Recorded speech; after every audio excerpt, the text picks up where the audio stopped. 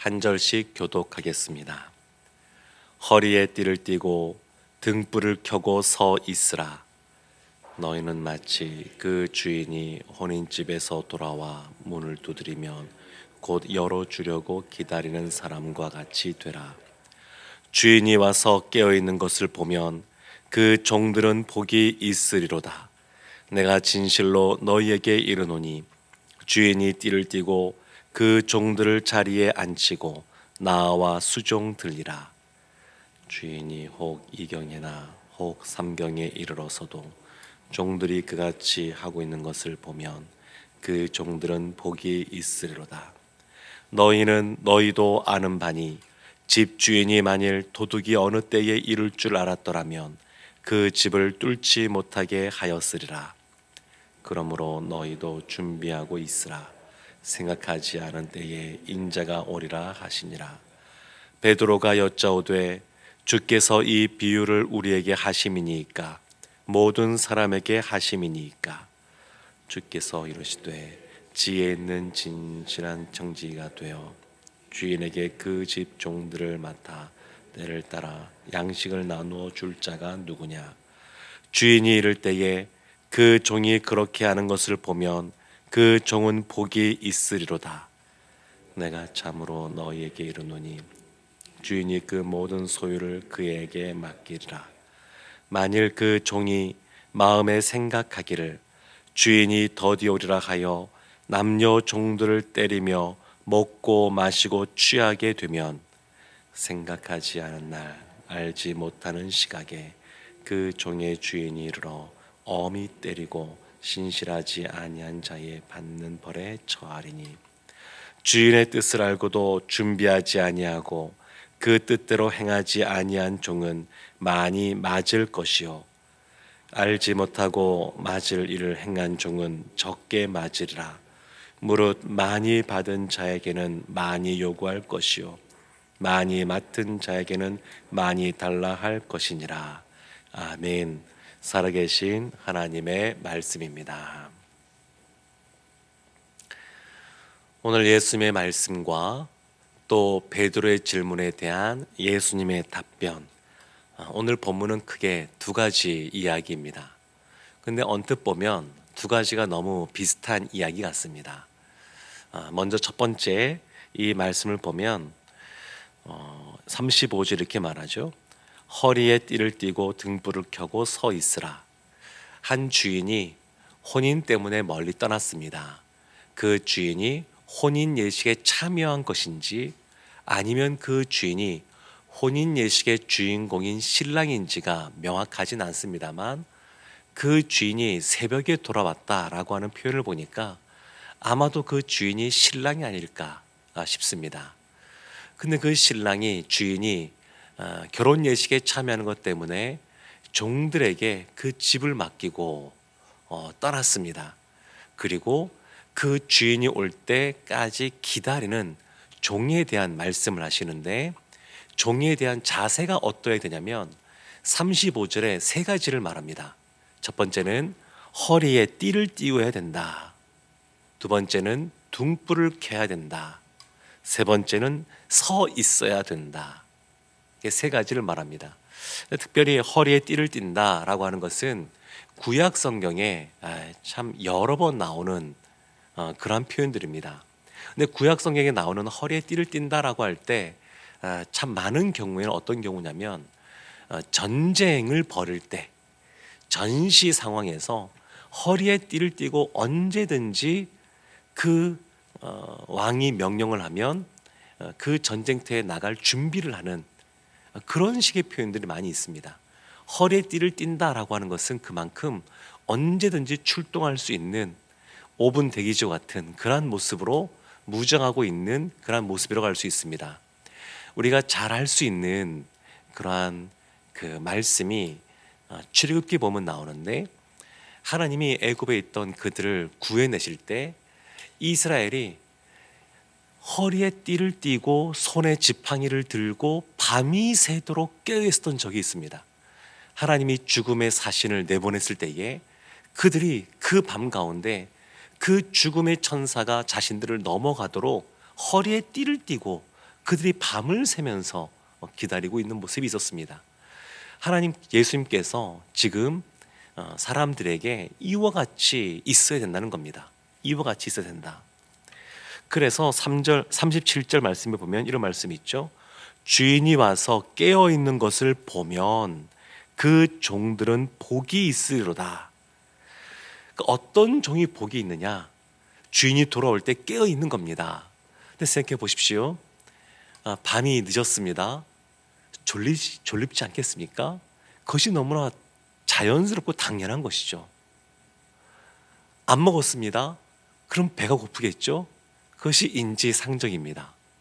근데 지금 예수님 하시는 말씀이 그럼에도 불구하고 깨어 있으라는 겁니다. 그래서 지금 이 말씀은 예수님께서 다시 재림하실 그날을 대비하는 예비하는 신자가 어떠한 자세로 있어야 되는지를 알려주고 있습니다. 그러니까 늘 삶을 살아가면서 종말론적인 신앙을 갖고 살아가야 된다는 겁니다.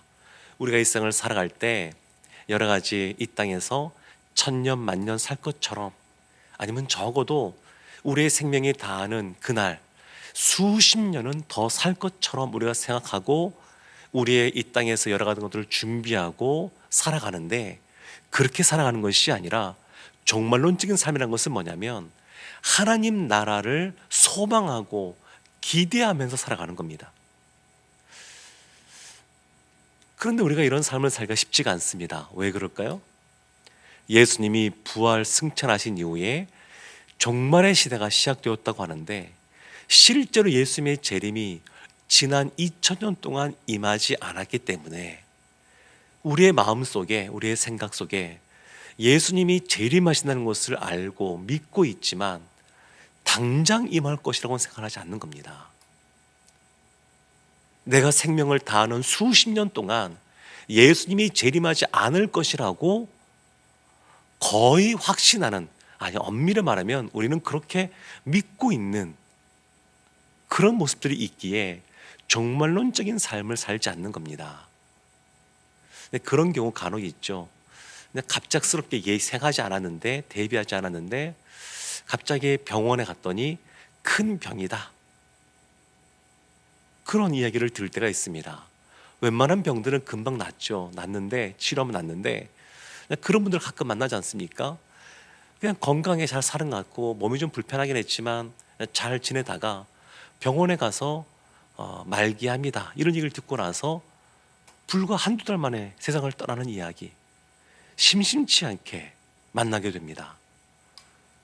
그러니까 이 세상을 살아갈 때에 예수님이 언제 재림하시느냐, 갑작스럽게 사람들이 다 졸만한 그 시기에 오신다는 겁니다.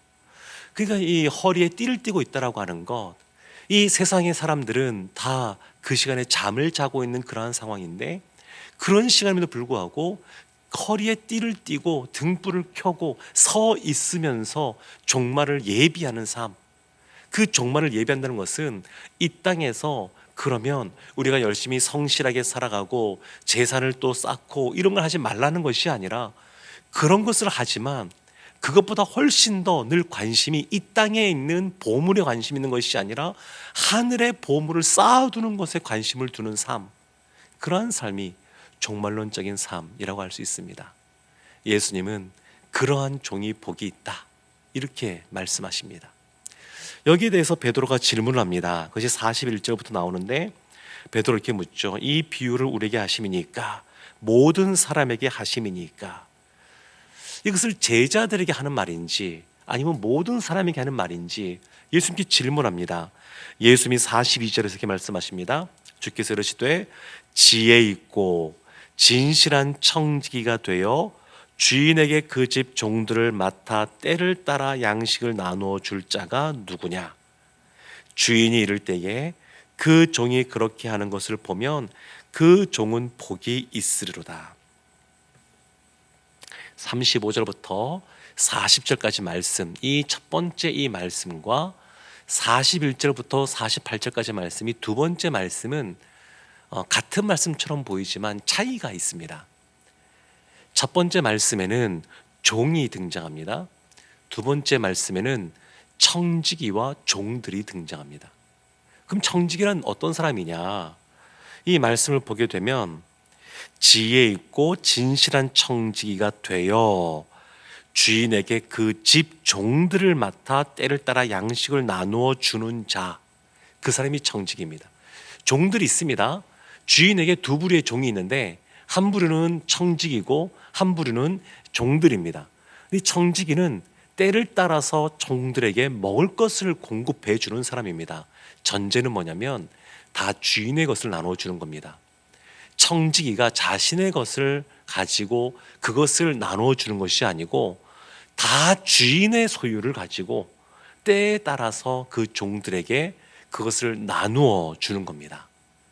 그리고 그와 같은 청지기를 지혜 있고 진실한 청지기가 되어야 된다, 이렇게 말씀합니다. 이것은 지금 베드로의 질문에 예수님이 말씀하신 겁니다. 그러면 예수님이 하신 말씀이 이 청지기가 누가 되어야 되느냐? 1차적으로는 베드로에게 말씀하고 너가 이래 되어야 된다. 요한복음 21장에 보게 되면 아주 우리가 잘 아는 말씀이 있습니다. 예수님이 베드로를 찾아가셔서 내 양을 먹이라, 이런 말씀을 반복해서 하십니다. 내 양을 먹이라, 먹이라. 이 오늘 말씀에 보면 지혜 있고 그리고 진실한 청지기는 종들을 때에 따라 먹이는 사람입니다. 먹이는 사람. 이런 사람이 복이 있다는 겁니다. 우리가 교회에서도 보면 순장님으로 섬기는 분도 계시고 교사로 섬기시는 분도 계시고 또 그것이 아니어도 우리가 가정에서도 자녀를 말씀을 먹이는 사람으로 있습니다. 우리의 자녀를 말씀과 기도로 키운다고 하는 것은 말씀의 양식을 준다는 건 아니겠습니까? 그러면 우리가 바로 청지기입니다. 청지기. 근데 이 청지기는 종들에게 때를 따라 먹이는 사람입니다. 먹이는 사람.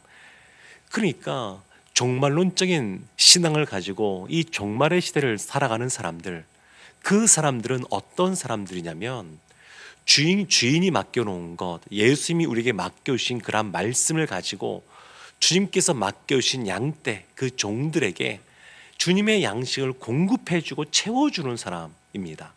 그러니까 마지막 시대를 어떻게 살아가는 것이냐? 이 땅을 살아가면서 우리가 당연히 가난하게 사는 것보다는 부자로 사는 것이 더 좋은 겁니다. 병이 들어 아픈 것보다 건강하게 사는 것이 더 좋습니다. 그러나 어떠한 그런 모습에 우리가 관심을 더 기울이기보다 하나님 나라를 바라보고 주님께서 원하시는 것이 무엇인지 관심을 갖고 하늘에 소망을 두고 예수님이 이제 속히 이 땅 가운데 임하실 그 재림을 바라보면서 그러면서 살아가는 삶. 근데 그 과정 속에 종들에게 영의 양식을 먹이는 삶, 그런 삶을 사는 것이 주님 앞에 나중에 잘했다 칭찬 듣고 복을 받는 종의 모습이라고 할 수 있습니다. 오병이어의 그 기적 가운데 보게 되면 예수님이 굳이 제자들의 손을 통해서 사람들을 먹이십니다. 그 말은 1차적으로 보면 실제로 먹고 마시는 문제를 그것도 당연히 해당이 되겠지만 이 제자들에게 영의 양식을 나누어 주는 삶을 살라는 것을 또한 알려주는 말씀이기도 합니다. 사랑하는 성도 여러분, 우리가 오늘도 살아갈 때에 이와 같이 주님 앞에 지혜 있고 진실한 청지기, 종의 모습으로 살아가서 복 있는 삶을 살아가기를 원합니다. 말씀을 나누진 않았지만 뒤에 보면 그렇게 살지 못하면 매를 맞습니다. 그래서 하나님 앞에 복을 받는 종들로 다 살아가서 하나님이 주시는 은혜와 복을 받아 누리기를 주님의 이름으로 축원합니다. 아멘. 우리